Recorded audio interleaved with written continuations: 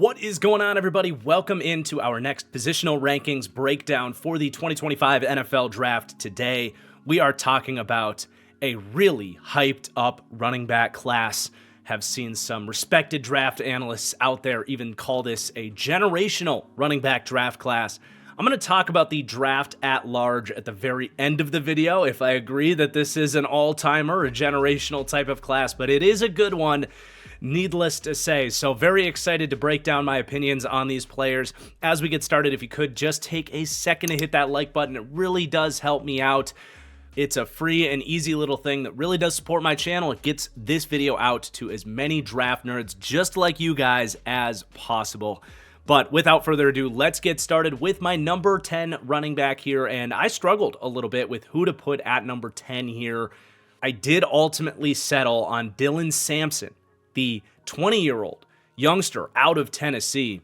And, you know, the reason I really battled with whether or not to put Dylan Sampson in this top 10 list is I do think a couple of the guys behind him did just have better overall tape. And Dylan Sampson's much more of a leap of faith because he's 20 years old. He's a one-year starter. But just to shout out a couple of the other guys that I think will be some of the names you guys are dropping in the comments here. Where do you have this guy ranked? What do you think about him? You know, Kyle Monangai, super tough, high floor runner, really productive guy, great vision. Really like his floor. I think his tape in college is better than Dylan Sampson.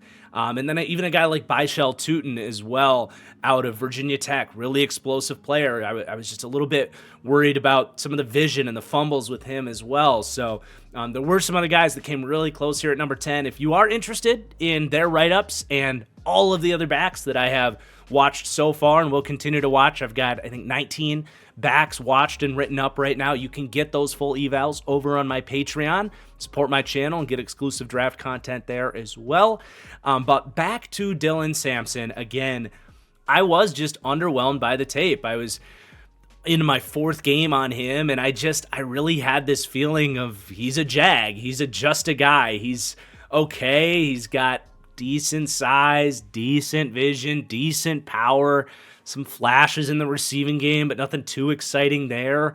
I just didn't really get it with him where you're talking about someone that declared early, is in a lot of people's top 10 running backs list, is expected to go on day 2 of the draft. And I based on just the 3.5 games that I watched, I just really couldn't get there with him. But as I like to do with these running backs, I do like to end by looking at the highlight reel, just see if I might have missed some flashes, get that snapshot of the true upside with this player. And that is where, at least with Dylan Sampson, and it can always just be a case of too, is you just pick the wrong games. That's the other nice thing about a highlight reel too. But you did really, if you just string together his 5 to 10 best plays, you do see the speed and especially the acceleration, which is excellent for him, which I just didn't necessarily see in the 3 games of tape that I watched, which is not ideal. Don't get me wrong here. But once you see some more of those flashes with the track background and you understand, like, okay, there is some juice in there, and he is trading some of that size to have that speed and that acceleration because he's listed at 201 pounds. Then you can come back and contextualize what you watched a little bit better and say, all right, well, then it is actually a little bit more impressive that, you know, he does have some moments where he can high step through tackles and show some contact balance. He can, at times, for a 200-pound back, he can lower his shoulder and have some power. There are some really good flashes with his vision where some of those explosive runs do come from, where he sees those cutback lanes and can anticipate blocks at times too. So you start to put things together a little bit more after you see the flashes, and I can definitely get on board with the projection of Dylan Sampson a little bit better. He is just a one-year starter. He is just 20 years old. He turns 21 in September.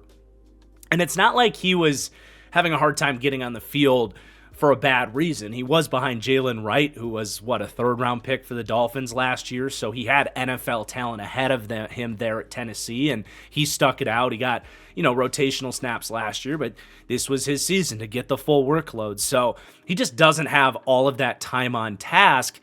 And frankly, in a system Tennessee runs a weird offense, but I was impressed by the amount of different carries that they asked him to take. He's running GT counter. He's running just straight up power and inside zone and outside zone out of shotgun. They actually do vary their run game quite a lot for what a strange stack spread offense they run at Tennessee. So they did put a lot on his plate.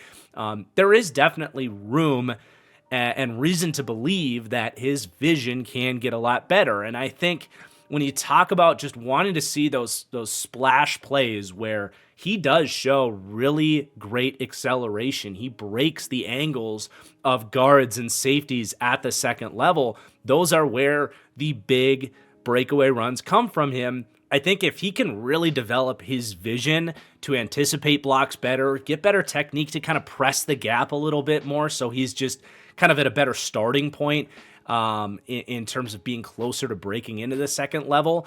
If he can just ramp up the amount of good reads and good vision plays he has, I do think you're going to get more of those opportunities where he can really clear through that second level in a hurry.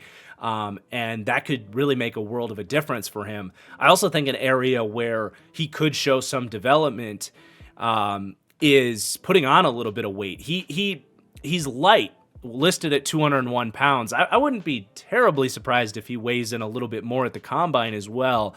But I think he's got the frame to at least get up to like 210, get another 10 pounds on him. He has decent balance through contact, but if he could just ramp up his ability to break tackles a little bit more, you're obviously going to have the space to get into the second level where, again, that is where he's at his best. So there's definitely room in a couple different departments for him to get better. And if both of those things come along, that's when you're talking about my high-end pro comp on Dylan Sampson, which is Raheem Mostert, who really was a nobody coming into the league, but a track background type of guy who just had to learn the position a lot better, put on a little bit of functional muscle.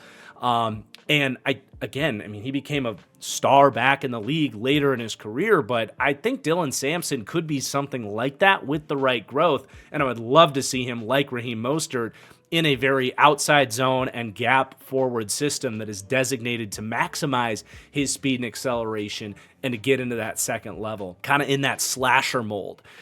So ultimately, because of the youth and some of the upside and really how clear it is in terms of what he needs to work on, I did ultimately feel relatively comfortable putting him here at number 10, but he is a risky player.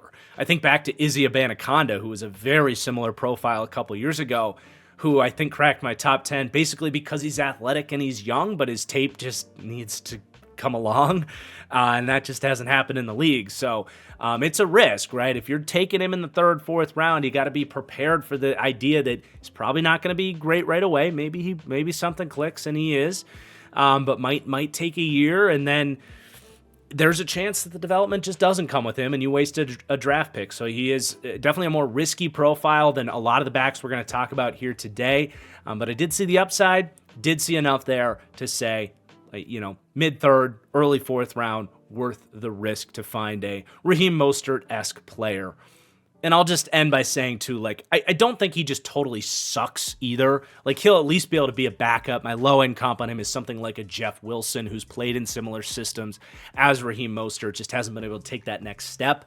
He'll still be playable, but if you're finding a, mid-range backup in the third, that's still a little bit of a reach. But, there's Dylan Sampson. Let's go to my number 9 running back here, Trevor Etienne, the brother of Travis Etienne.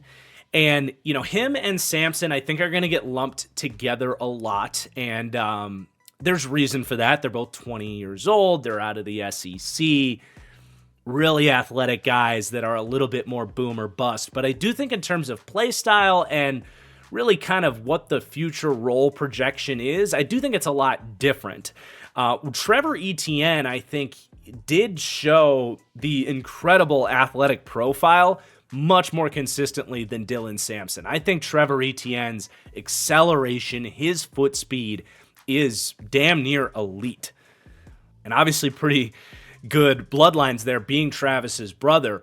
But Trevor Etienne is a lot shorter than Dylan Sampson. He's 5'8.5", similar weight. So just, a different profile.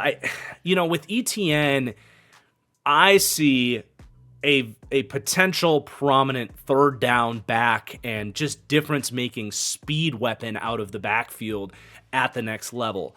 The actual ability to be more of an early down runner, to develop into more of like a Raheem Mostert or something that we talked about with Sampson, that's much less likely for me with ETN. He doesn't have really any play strength at all. He goes down on first contact pretty damn consistently. I will give him credit. He's 202 pounds. He's got a little bit of muscle. He high steps his way through tackles sometimes. He can break some tackles. It's good to see that it's in there, but it doesn't happen very consistently. Certainly not a guy that's going to fight for tough yardage. And then the other thing is, his vision is really bad. Talk about needing development there. At least with Sampson, there was some better moments with vision. Trevor Etienne's was just all over the map in a bad way. And I see a back that has a strong internal struggle in terms of the type of running back that he is and wants to be.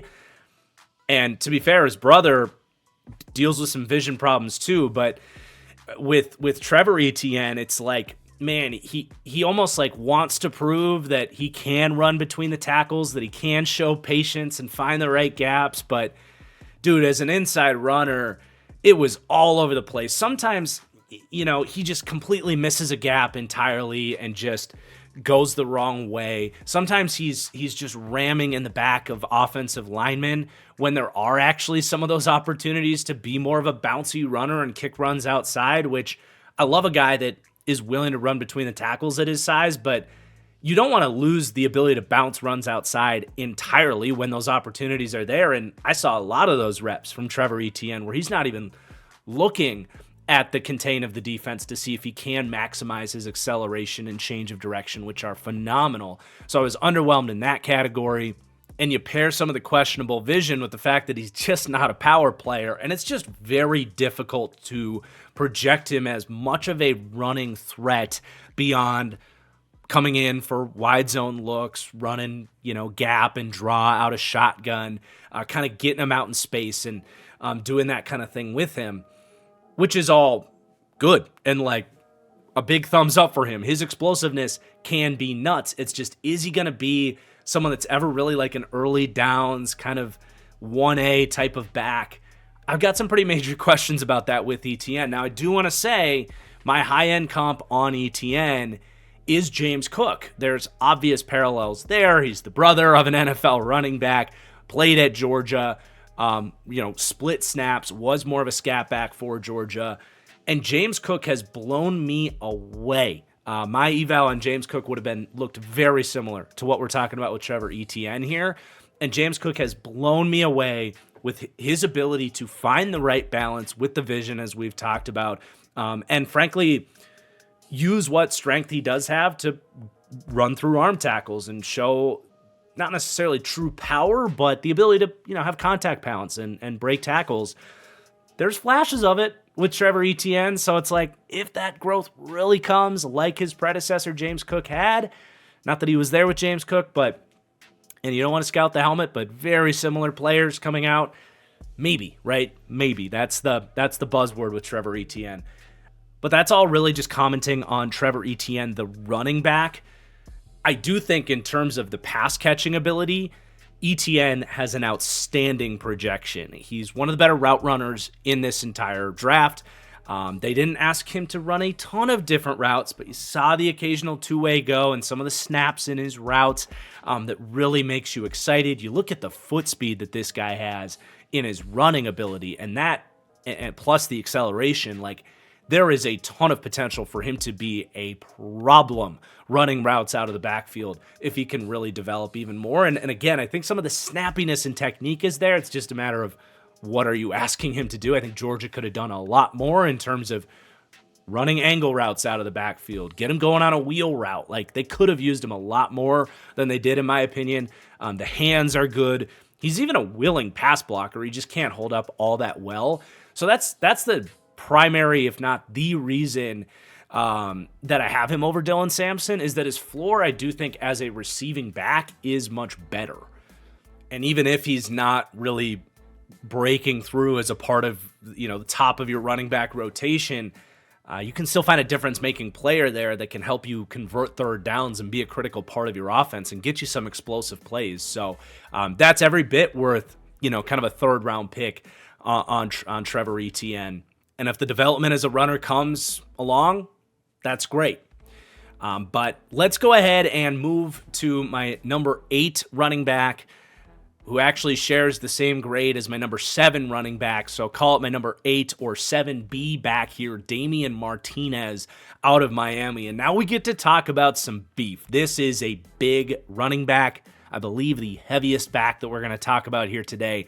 5'11", 226 pounds. And at that size, he is a really instinctive runner with impressive athleticism for his size. I love the toughness he has through contact. He uses that size well when he needs to, never stops his feet. He's got this powerful lower body, and he just kind of drags guys down the field, understands who he is, and isn't afraid of it. And he's built lower to the earth. At 5'11", 226 pounds, typically when you get north of 220, these guys are about 6 feet, 6'1", so they're a little bit taller. Not always, but typically. Martinez is just a little bit shorter, and it's just physics. It's like trying to wrestle with a stovetop and get it to the ground. So I love that about him, but it's not just the toughness and the power. He's creative as a runner. He's got lighter feet than you expect, and he's got these strong jump cuts. When he decides to change lanes or he sees you in space, he'll set you up. And he'll juke. He covers ground in his jukes, but you're also trying to, he's juking through arm tackles with this great power, and he breaks a ton of tackles at the second level with that. And he's creative too. Like, he doesn't have great agility, but he's got decent feet. And like I said, he's always moving his feet. He'll plant and spin and find just different ways to get out of tackles as well. So I love the creativity. He's just such just big, tough, natural runner of the football. And he's got pretty good long speed as well. He can break away. It's not incredible long speed, but it's certainly playable for the NFL level. And one last plus on him is just one fumble in each of his 3 seasons going back to where he started at Oregon State. He's young. He's 21 years old, declaring as a true junior. There's just a lot to like in this player. There are some knocks, though, are going to be, number one, I didn't love his vision. I think it's okay. It's playable, especially, like I said, when he gets into the second level, he can see defenders coming, and he's got really creative vision out in space. But I didn't love his vision at the line, just in terms of kind of anticipating blocks, showing that right blend of patience and aggressiveness. Felt like, there were some times where he just didn't see a gap or didn't see a cutback lane. And sometimes he would see it, but he would see it a tick late. And when you're talking about a guy that he's a good athlete, but this isn't Trevor Etienne or some of these top backs where he's got, insane acceleration, insane foot speed, where he can change lanes at the, snap of a finger. He's just a little bit more of a lumbering guy at 226 pounds. So if he's seeing those lanes just a tick late, you're going to end up missing it. And you're going to end up leaving some meat on the bones of some well-blocked runs and getting caught in the backfield a little bit more than you'd like to see. So the vision was okay, but certainly not a strength of his game. And then beyond that, it just doesn't bring a lot to the table in the receiving game. Not a great route runner out in space, not someone that's going to be this dynamic threat out of the backfield. And as a pass blocker, he's got the size to do it. I think he's willing to do it. It's just needs to develop in that department. You can throw checkdowns to him, and he's a tough guy to tackle towards the sideline, and that's fine. I think he can still be kind of a practical third down back in sort of a Samaje Perine kind of way, but he's going to be more of an early down player for sure. But because of the talent in this running back class and some of the depth, to get a guy like Damian Martinez, who my pro comp on is Carlos Hyde, who was a really good early down, starting running back in the league. Bit of a throwback player, but an instinctive, hard-ass runner. To be able to get that in the third round is a pretty damn good bargain. So I like Martinez as a legitimate option for like a starting running back out the gate, like someone that's actually going to come in and get you some good, effective early down work for teams that, don't have a Saquon Barkley or a Derrick Henry or a Josh Jacobs, but are maybe like the Cowboys or the Raiders or teams that are looking for legitimate options to tote the rock. I mean, Martinez would be a great option for teams like that. Even if he doesn't have like the craziest upside, he's not this insane athlete. He's just big and a good athlete for his size. And then we're going to get to my number 7 player here. But first, I want to thank the number 1 ticketing app out there, SeatGeek, for sponsoring today's video. I buy all of my tickets on SeatGeek. My wife and I just got some tickets to go see the Book of Mormon in Milwaukee on the way down to Chicago here from Minneapolis here this week. So always looking to get my tickets on SeatGeek because you're getting the best prices. They're always competitive pricing. They have the best user interface. They color code everything, so you just look for the green dots and you're getting the most bang for your buck. They've got the images in there so you know what your seats are going to look like for all the big stadiums across the country. And you get the tickets right there in your app. Some of these other services make you jump through email chains and get the owner of the tickets to send you the thing. And it's just like you stress about it before the event. No, SeatGeek, it's all right there. You don't got to worry about it. They are the best ticketing app out there. They've been a proud partner of the channel for a long time. And right now, both existing SeatGeek customers and new ones can save 10% on your next ticket purchase with code TFG10. And I hope you have just a great time wherever you're headed. But let's get to my number 7 running back. Really fun watch, Devin Neal out of Kansas.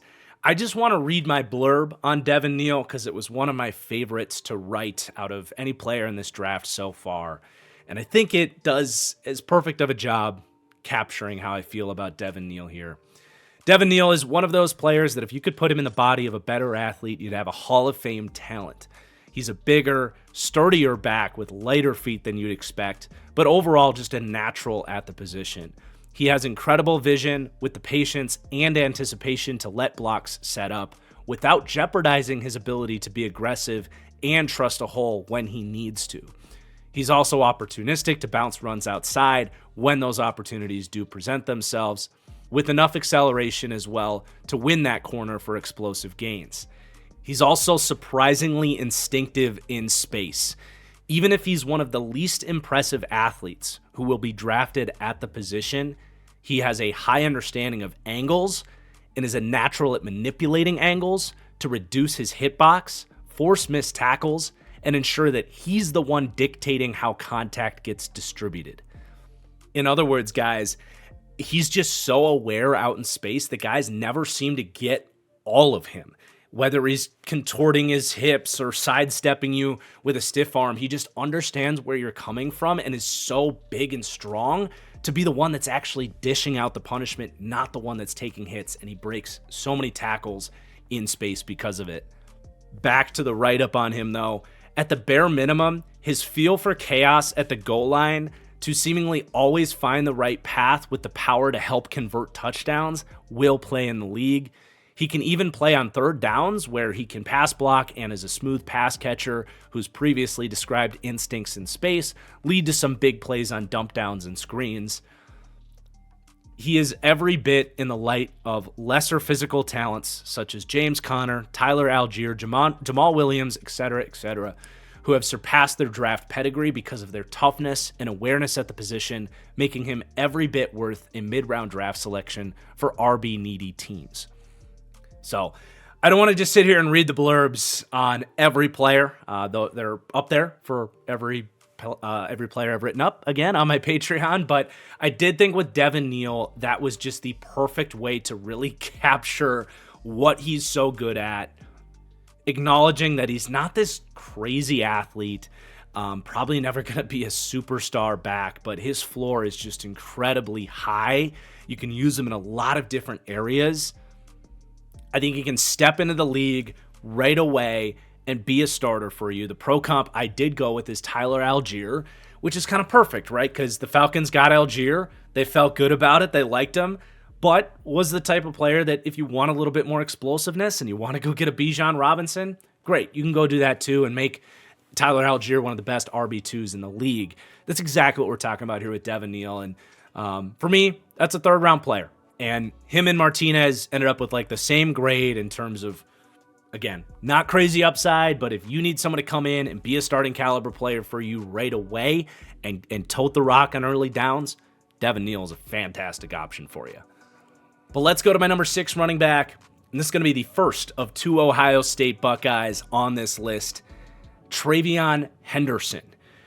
Probably the most explosive overall playmaker on this list today. I think you can make an argument that Trevor Etienne is a more explosive overall athlete in terms of hip fluidity and agility and all that stuff. They're very close. But Henderson, more play strength, a little bit better at making guys miss in space, and just better overall explosive big play ability. Obviously, Ashton Jinty exists as well. That's a different, maybe, wheelhouse, but you get the point. This is a player that is drawing a lot of, I would just say, ties to being a Jahmyr Gibbs type of player in the NFL. And I would say, in terms of the role and some of the explosive moments and how you want to use him, I agree. I think you're talking about a guy that if you give him 12 touches a game, try to get him in space, and you will almost inevitably get 1 or 2 explosive plays out of it. I agree about that, but I think we should be very careful comparing him to Jahmyr Gibbs. We all see these hot commodities and then want to find the next guy that is that player. I mean, look, I was critical of the Lions when they took Jahmyr Gibbs at 12 after trading down from the 6th pick in the draft. I had a true first-round grade on Jahmyr Gibbs. He was a much better prospect, and that's because of what I'm about to say. Travion Henderson's vision was hard to watch, and it's important to remember the guy that had the Jahmyr Gibbs role in the Detroit Lions offense before they got Jahmyr Gibbs was DeAndre Swift, who has horrible vision and basically got ran out of town in Detroit.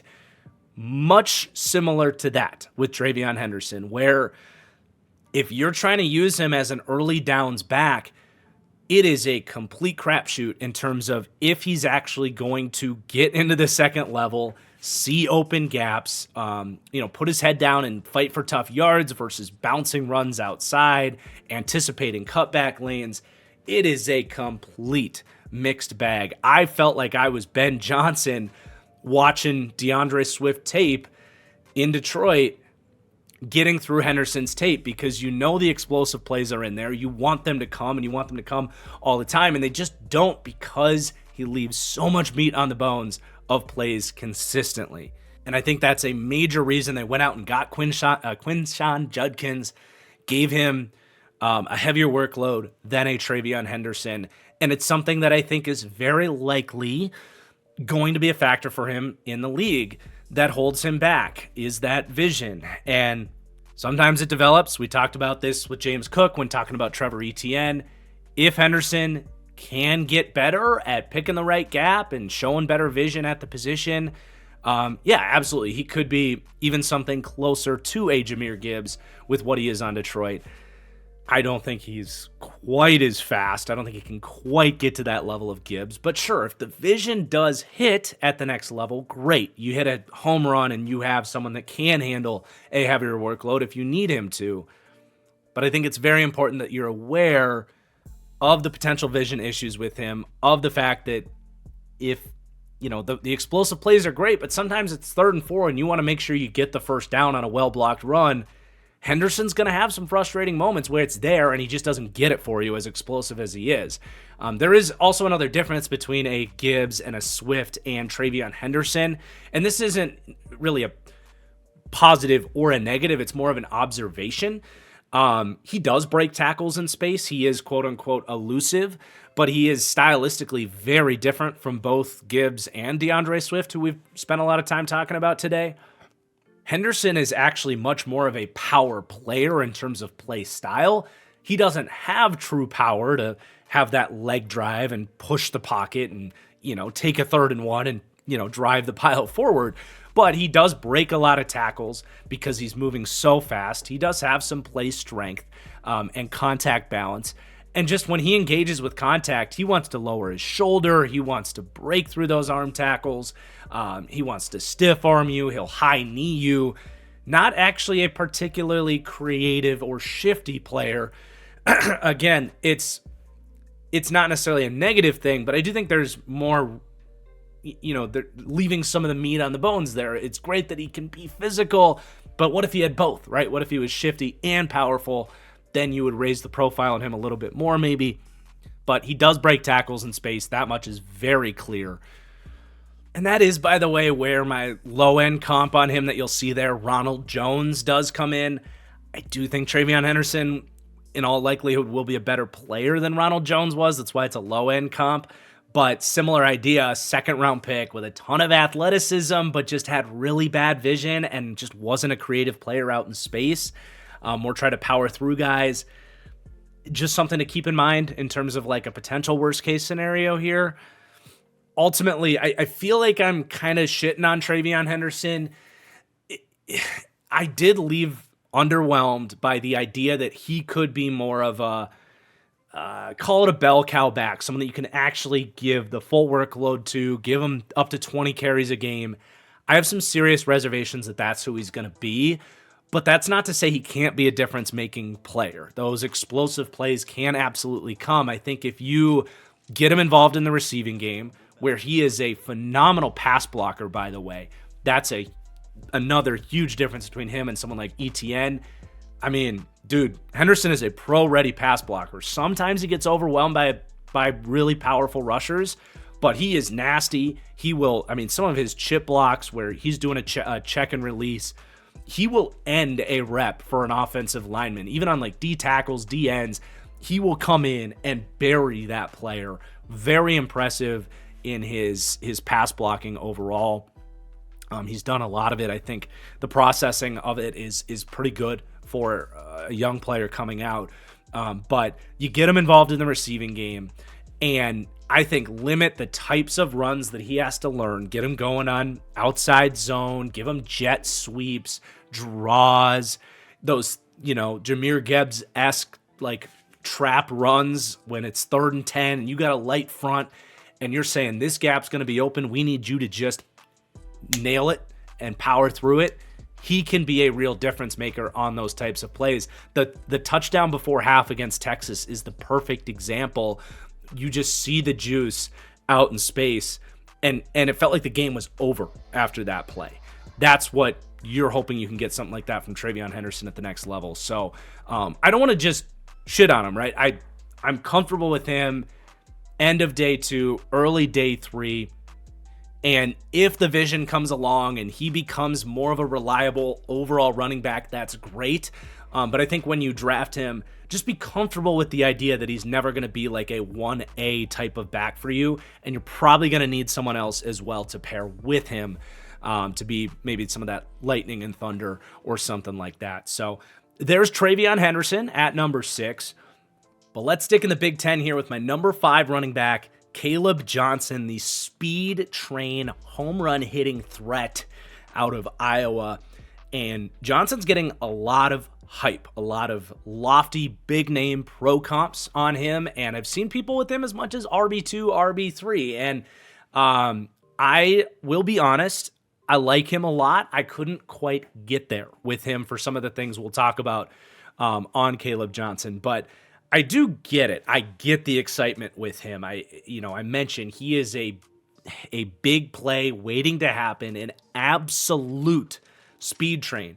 When he gets rolling into the second level, Godspeed to anybody trying to catch up with him first and then try to get him on the ground. He's high cut. He's got these powerful big strides. He's tough as hell.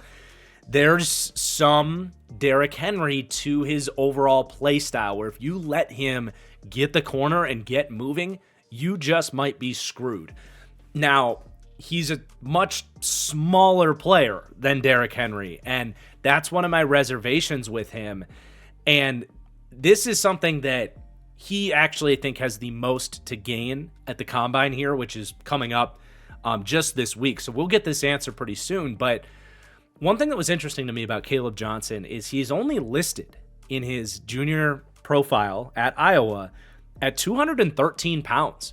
And for a guy that power is such a big part of his game, and you're going to compare him to a Derrick Henry who plays at 250 pounds, 213 pounds is actually kind of undersized for a 6-foot running back. Not woefully undersized, but it is lighter than you certainly expect. Now, I will say, to me, that was a surprise to see. I see him on tape. He looks bigger than that.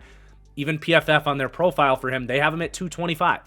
So this is a box I need to kind of evaluate here at the combine, get an official measurement on Caleb Johnson here, because I do think that's important with his play style to kind of have the weight to really back it up. And there is you might say, well, what does it matter if he's on tape and, he shows all his power down the field anyway? What's it matter what he's listed at?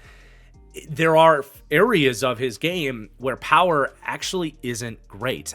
While he's a super strong player and damn near impossible to get down the field, at the line of scrimmage, in a phone booth, on a 3rd and 2, or at the goal line, he doesn't have very good power at all, frankly. And that's, to me, I think, potentially because he is lighter at 213 pounds, but he doesn't have great acceleration. He needs a couple steps to get up to that top speed. So if he doesn't have a ton of mass on him relative to his size, and he's just a little bit slower to get there and not arriving with that force and that momentum in these shorter areas, that's a missing aspect to his game in terms of being a full power player that, again, we're comparing him to other top backs in a good class and a potential, other first round picks. Like, it just is something that he's missing that some of these other guys have in those shorter yardage situations. But if he comes out at 225 pounds, and runs a 4.46, I feel a little bit better about that power profile. To a degree. I do think the lack of acceleration is still there on tape, and there's a lot of moments where he doesn't have the power that you want to see that you're still going to be worried about. But at least being full-sized at 6 foot, I would feel better about that. But I do think that piggybacks into my main concern on Caleb Johnson, and that is that I do think he is just a little bit of a one-trick pony. I mentioned the slower acceleration, but his foot speed is he's a long strider. He's not this stop-start athlete. And if he gets caught in the backfield on more of a poorly blocked run, or if he occasionally is a little bit late on a read, which is not a concern with him, he's got very good vision. But if he gets compromised in the backfield, he's not like a lot of these other backs where they have the ability to be more creative and maybe turn a negative 2-yard gain into a 2-yard gain, or if you get stuck at the goal line, to navigate that chaos, show some of that shiftiness, to just be a more practical player in a vaster variety of run schemes, if that makes sense. Now, look, you put him on a wide zone run, or you have a gap run and it's well blocked and he gets 3 steps before anybody touches him. Yeah, he might be the best back in this class in those situations. I can't even really argue you with that, but there are some limitations to his game that, again, I just think make him a little bit more one-dimensional as a player. He's also really not a factor in the receiving game. That lack of stop-start athleticism is going to limit his ability to run routes and separate against linebackers and that type of stuff. He had some drops on tape. He is very underdeveloped as a pass protector as well. So you love the one thing that he does extremely well, but there's a lot of other areas where he's just not that good at stuff. So I do think he's a very system-dependent player. My pro comps are to some of those high-end Shanahan-style backs. Tevin Coleman, who was a really good player in his prime, and late-stage Raheem Mostert, that I think was a top 10 running back in the NFL just last year. The version of Raheem Mostert that had put on weight and developed his vision, and was a really highly productive player for Miami last year.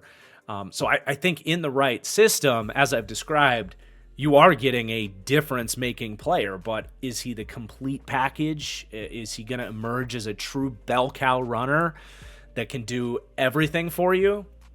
I have my reservations.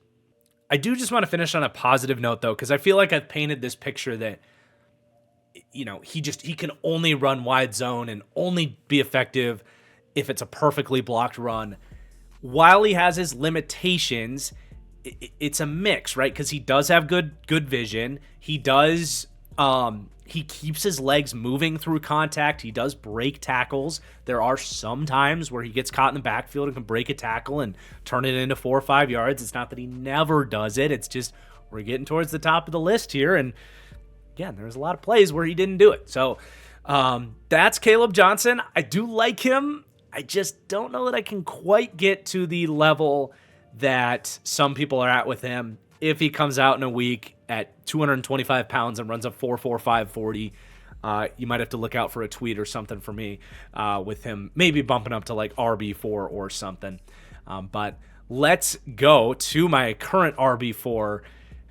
Probably the second most fun player on this list behind you-know-who at number 1, who's just an absolute blast. But Cam Scatabo out of Arizona State. The nickname I thought for him, the Tasmanian Sun Devil, which I thought I maybe was the first person to think of that, which sounded crazy to me because it's just the perfect nickname. But shout out Trey Bailey, who did tweet on January 1st, the Tasmanian Sun Devil, in a tweet that got no interactions and no likes. But Trey Bailey, whoever you are out there, believer, husband, and father of 3 girls on Twitter, you deserve credit. You're the only person I could find out there that thought of this nickname. But God, is that not the perfect description for Cam Scatabo, is the Tasmanian Devil, and the fact that he played for the Sun Devils, it just couldn't be any better. I want to read a part of what I wrote on Scatabo in the draft guide. Has an irreplicable physicality and reckless abandon for his own safety to his running style that is a defining strength in his game. I think a lot of running backs are physical and tough dudes that want to play physical. Cam Scatabo just takes whatever that is to the next level. Like, for a lack of a better way to put it, it's like the dude does a hit of smelling salts or something stronger before every single carry. And trying to tackle this guy 20, 25 times a game requires a physical and mental toughness that most humans just don't have, even in the NFL.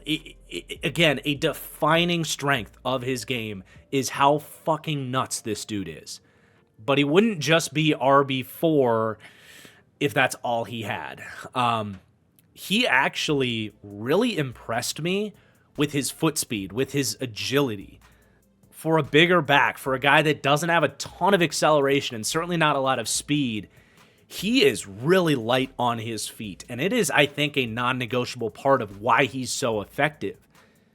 Because he's got this great vision and he's got this great contact balance that we'll talk about.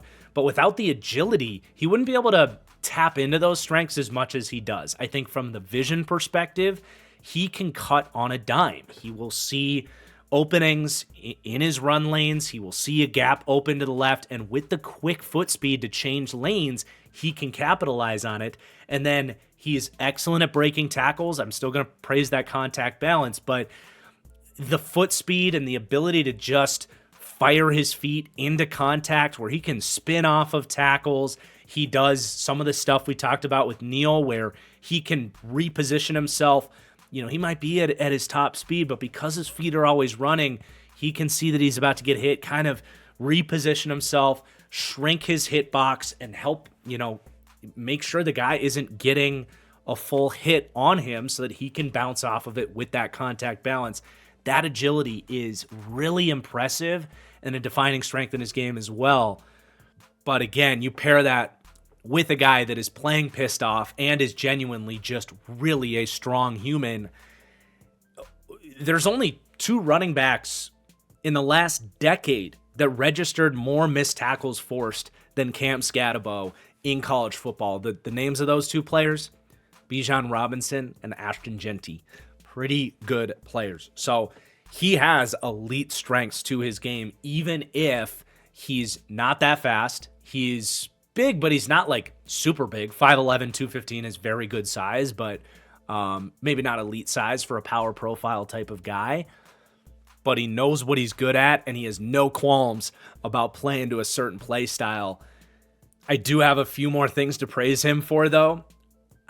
I want to revisit his vision. Like, I just think he has excellent vision, not just consistently hitting the right lane, but he anticipates second-level defenders really well, gets ready to make them miss.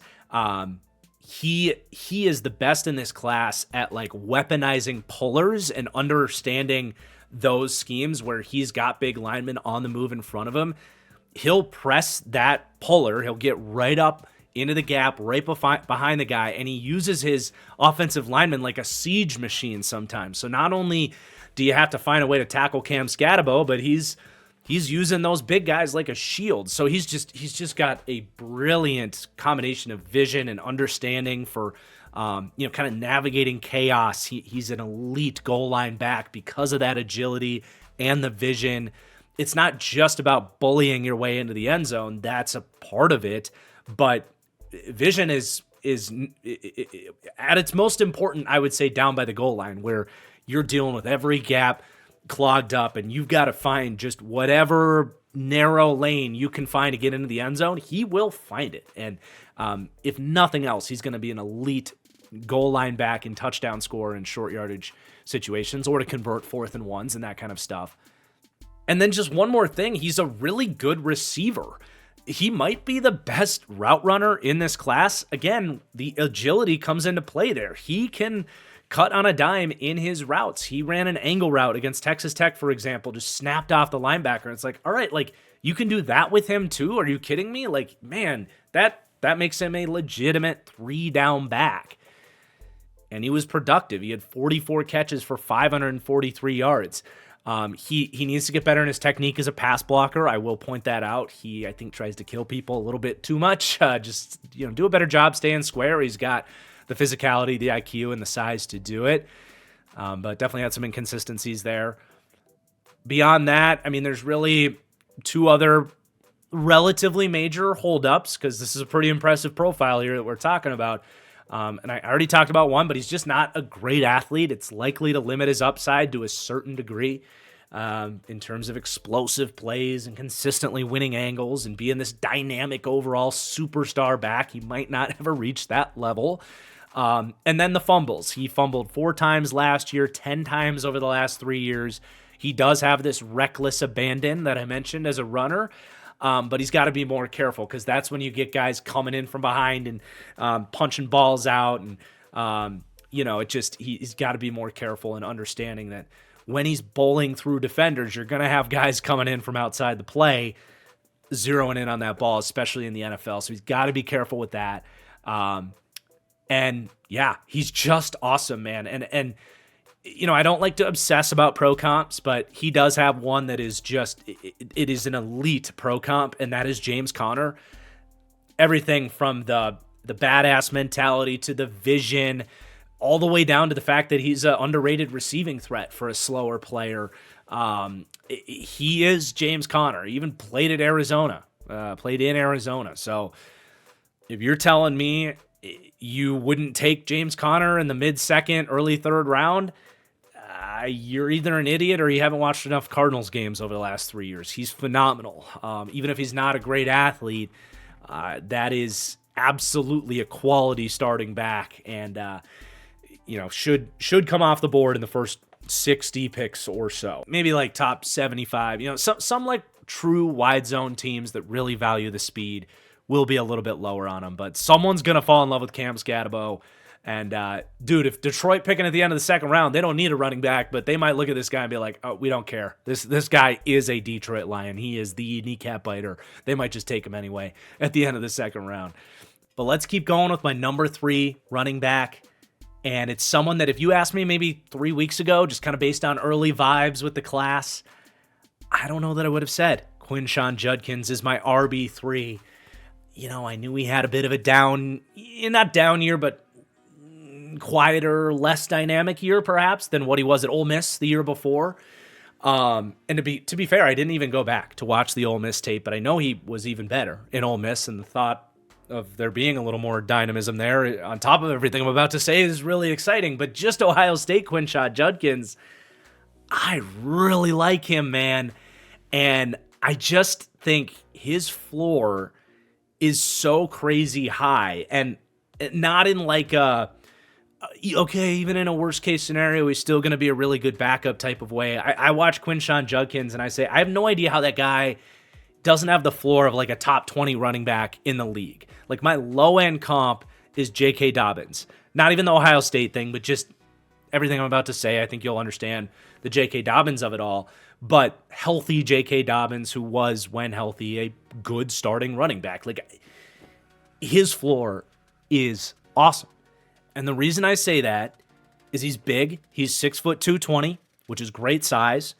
He has awesome acceleration. Guys his size should not be able to get up to the line and clear through the second level as quickly as he does. He's got lightning quick feet for a bigger guy. His ability to kind of have one cut, sharp cuts, change lanes is outstanding.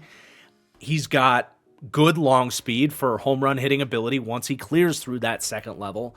Not amazing speed, but it's very good. I think he could run in the 4.4s, which is a very good speed for a running back at 220 pounds. But on top of all of that, the thing I liked the most and was most pleasantly surprised by Judkins was the vision. And I think 95% of the time, Quinshon Judkins has elite pro-ready vision. Now, I give it an A- grade because one thing with him is he wasn't great at seeing and capitalizing on bounce out lanes. There were some times where he does get stuck in the backfield, and I felt like on some of those plays, the defense actually blew contain, and he could have used his physical traits to get to the outside and turn it into something. So that was the one knock on his vision. But other than that, you know who he reminds me of a lot is someone I'm very familiar with as a Packers fan, and that is Aaron Jones, who is fast, has great acceleration. Like Quinshon Judkins, actually not the most creative runner, doesn't depend on missed tackles forced, but one thing that Aaron Jones is so amazing at, and why he's been a starter in the league for 10 years, and at times a top 5, top 10 running back, depending on the year, is his consistency of vision. The ability to snap in, snap out, take the ball, get up, press the gap, keep moving forward, all while processing information.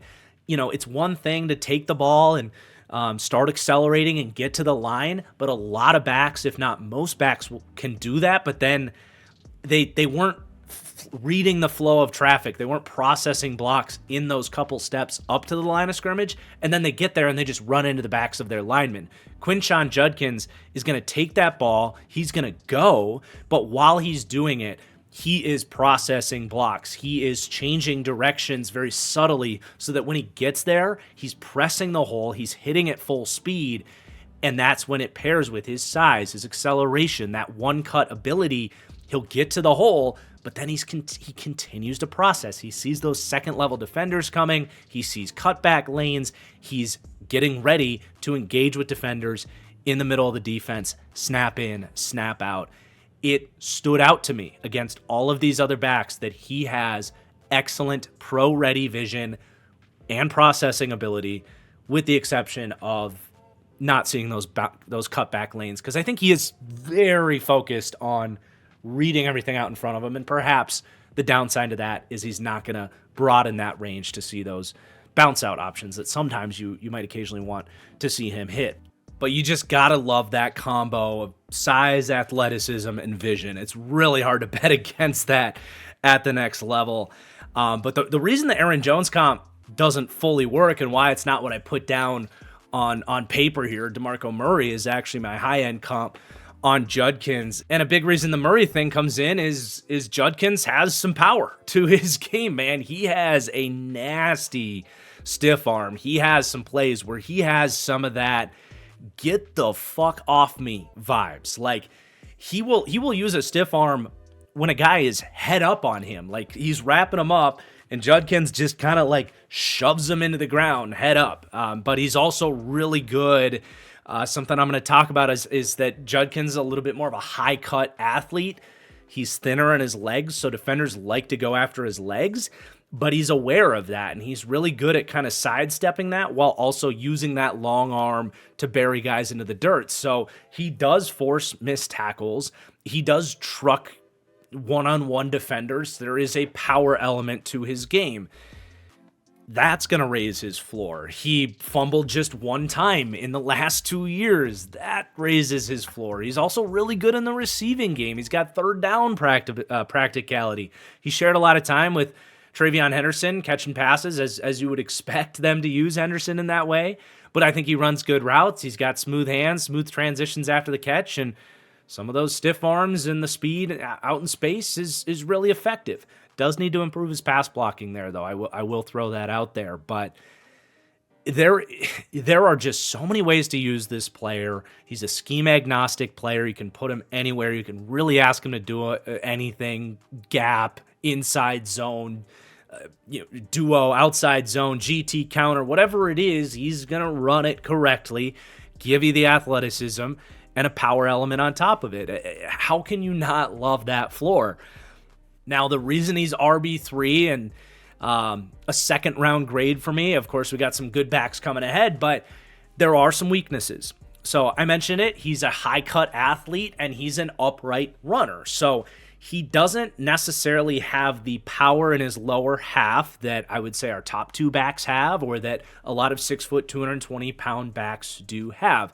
He will stiff arm, he will lower his shoulder into one-on-one defenders and truck players, but he doesn't necessarily have that leg drive. If it's 3rd and 2, and you do need him to kind of drive forward for 1.5 yards, he can stall out a little bit there. And on top of that, his contact balance is good because there's more than one way to have contact balance than just being built in your lower half. We mentioned some of the stiff arms and the light feet and stuff. But defenders will go after his legs because he's got thinner legs. And you'll see some swipes and some arm tackles that a lot of these other backs will kind of just shrug off and balance through because they have the sand in their pants, that typical kind of sturdy lower half that you see in a lot of backs and will see in our top two backs here. He will go down a little bit more than you like to see for his size. And that's where I really wish he would be a more shifty, creative runner.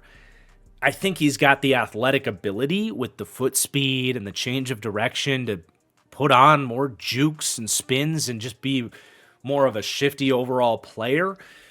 He likes that power component. It works for him. But, man, if he could discover a blend of those two, that would compensate for his lighter lower half, because if guys are leaving their feet and diving at your ankles and you're able to spin and juke around those guys, it's lethal.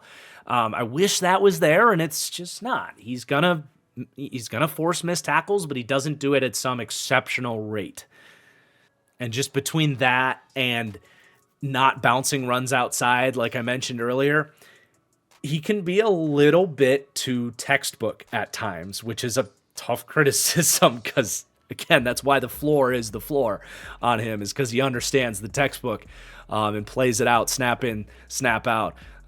Beyond that, really the only other criticism left is he does have 800 touches that I would describe as powerful touches. He is he likes to hit people. He likes to engage in contact, like I said, and he's got 800 touches in the SEC and the Big Ten, so he's got a little bit more tread worn off the tires perhaps than you would ideally like to see for a high investment. But really, really nice player. I was thoroughly impressed.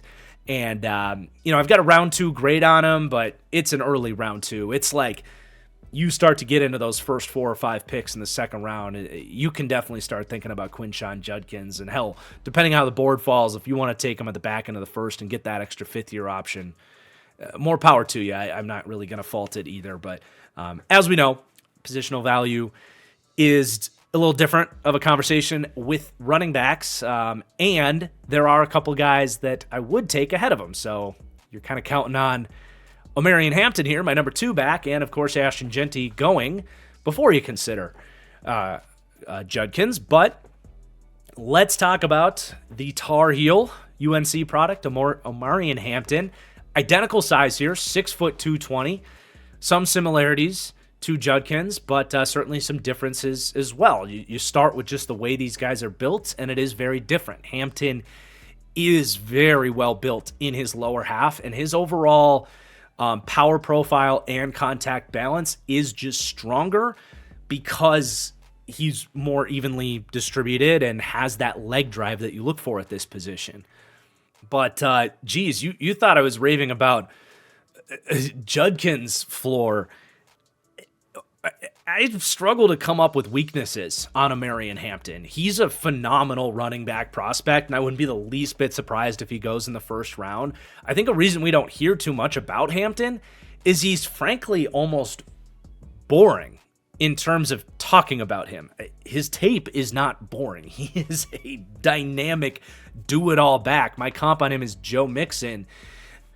But, like, the write-up on him is pretty short and pretty simple. I mean, my only weakness that I wrote down on him, and I'd love to hear what weaknesses you guys have on O'Marion Hampton, O'Marion Hampton, because it's just hard to find them.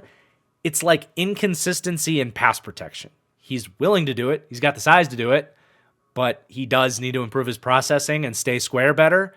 Gave up a few more pressures than you'd like to see there. But, I mean, my God, we can just go down the board. He just checks everything off about playing this position. You love the size, speed, acceleration, change of direction, foot speed, balance. He's just this kind of built in a lab athlete. Honestly, 6 foot 220 with his traits is like kind of your creative player in Madden. He's super strong. He's evenly built, or at least not even evenly built. He's correctly built for a running back. You actually want an uneven distribution for backs. You want big, strong legs to carry a little bit more weight proportionately to the upper half. He's got that going on. And that's because it gives you that incredible contact balance. Guys can't really get you to the ground because you're just constantly working up and through contact, brushing guys off. He breaks a million tackles. But at the same time, he has legitimate power and leg drive. He can get behind his pads. He can push a pile. He can carry defenders with him for 5 or 6 yards. There's a little bit of Josh Jacobs to his game as well. That's a pro comp you see a lot. I'm totally game with that comp. I think the shiftiness is pretty good. He will juke defenders and get a little bit more creative than someone like Judkins to make guys miss out in space and at the second level. He's not amazing in that department. I guess I will say that. He's just solid to good at it. I think because he's so consistent at running through arm tackles and loves to go to the power that I just don't think he needs to be shifty too often, but he can absolutely cut on a dime and juke you out, especially in the hole. He's really good at that. His vision's awesome. I think he's really diverse in terms of you want to run inside zone, he can get patient and let blocks set up. You want to run outside zone or a gap scheme, he'll hit that hole hard consistently. Everything you look for with the vision. Ball security is great. Essentially never fumbles. He can contribute in the receiving game. He's got solid routes. He's got solid hands. Really tough guy to get down in space. O'Marion Hampton can really just be whatever you need him to be on any given play. He's just so adaptable as an athlete. He's like a Ditto out there for the Pokemon fans. I think I'll finish with this on him. My favorite trait about him is that he can basically toggle between being a short striding running back and a long striding athlete. You think about what we talked about with Caleb Johnson. The long striding ability is incredible, but in a phone booth, he struggles in terms of foot speed and creativity and changing lanes. Hampton, when he needs to be, he's a short strider.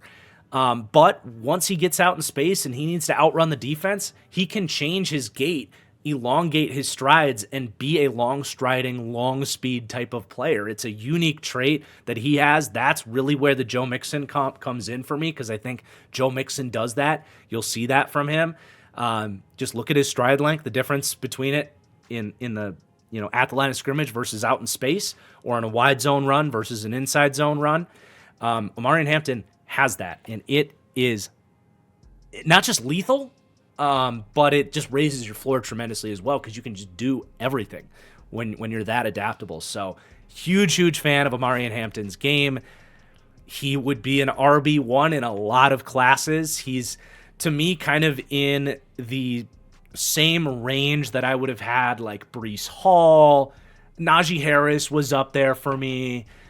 I've got him a little higher than I had like Javonte Williams coming out of UNC, who's obviously had some injury issues in the league. Jahmyr Gibbs was up here with Omarion Hampton. So like he is in the RB1 in a lot of draft class conversation. It just happens to be the case that Ashton Jeanty is in this class. God, what a treat watching his tape was. You got to start with the truly elite contact balance. Getting this guy to the ground has to suck. And he's got the durability and stamina that you've got to get him to the ground 25 times a game. It is like trying to wrestle with a tiny bear. At 5'9", 215 pounds, an absolute gym rat. That's already like ideal size for a contact balance style back, but he's disproportionately strong for his size.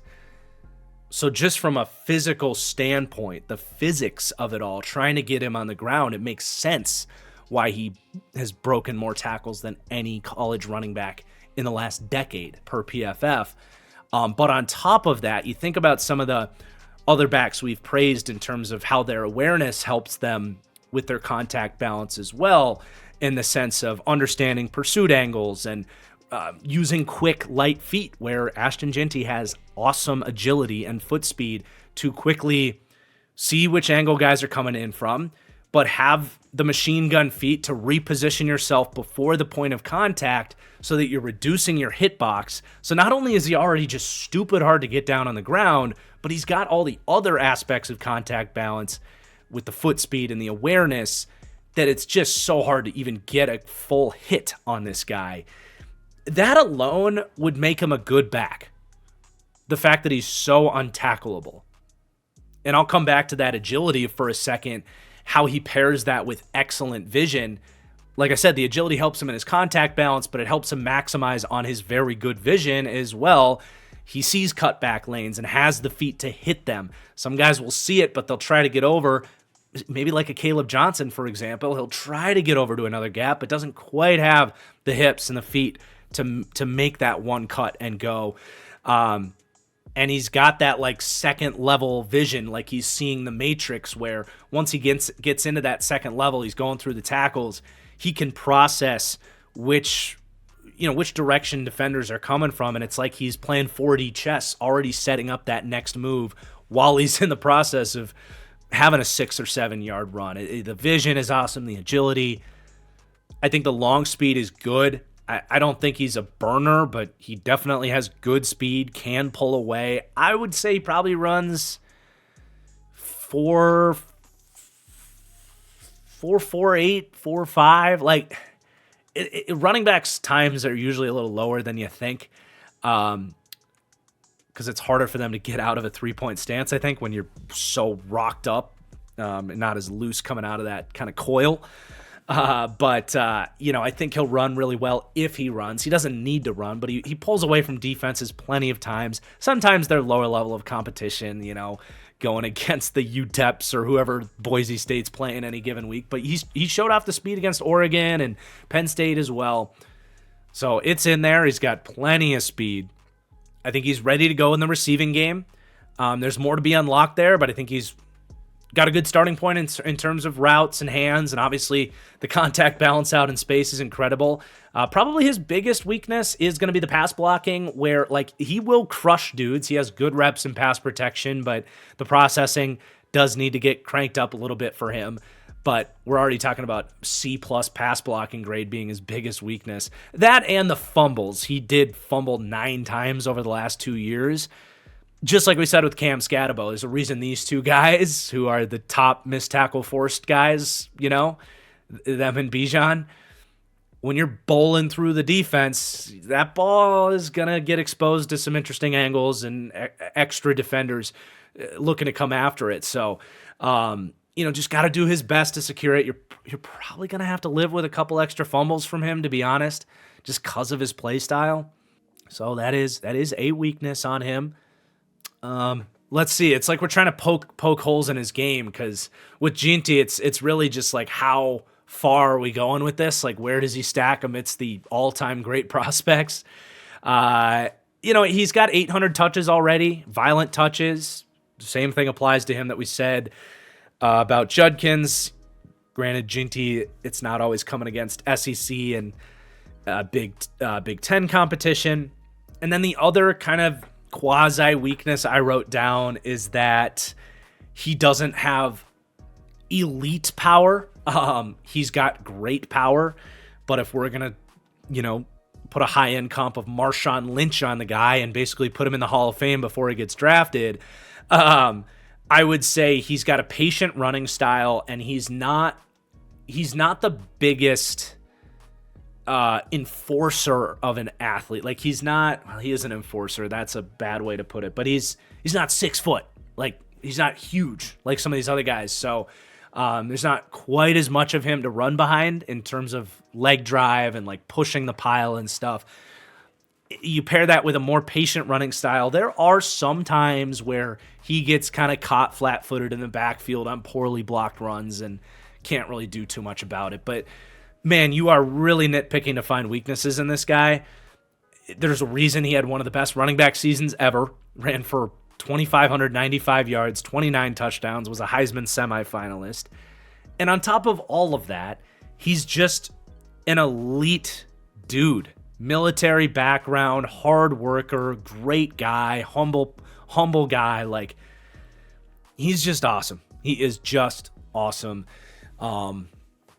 Where he goes, anything from 6 to 12, I think, is probably where we're talking about with Ginty. If the Raiders at 6 said, you know what, fine. Last year we just took the best player available in Brock Bowers, and that worked all right despite positional value. Let's just do it again with Ashton Ginty. I think that's maybe the starting point with him, but he's one of the best prospects I've ever evaluated. I don't think that comes as a surprise. I didn't quite get to Bijan's grade because I do think Bijan had a next level in terms of athleticism and a lot of great contact balance stuff. But again, splitting hairs there. He's a tough guy to come up with a comp on because there's just not a lot of guys that are 5'9", 215-pound brick shit houses like him. I do think in terms of just, this player was 2 inches taller, Marshawn Lynch, but in terms of like the final product, Hall of Fame career, top 3 back, started his career on a pretty bad Buffalo team, so it took him a little while to get there, but he's the player he reminded me the most of.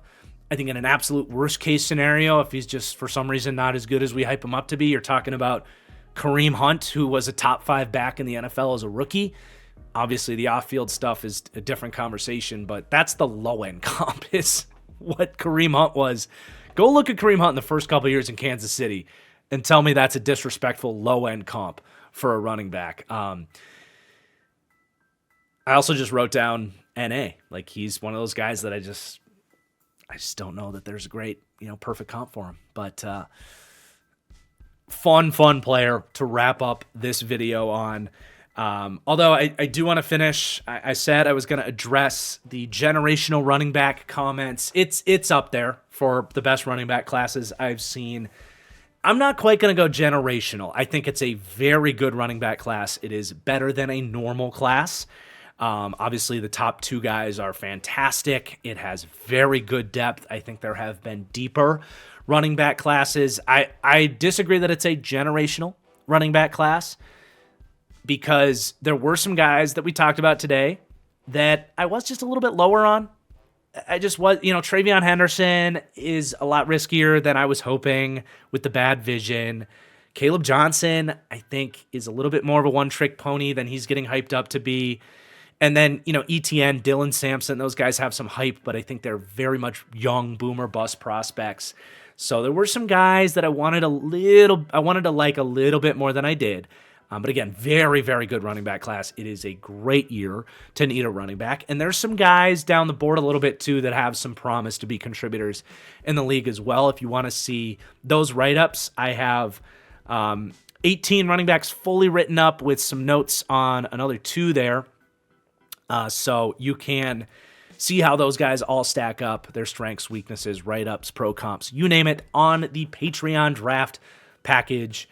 If you want to go get access to that, the link is in the description down below.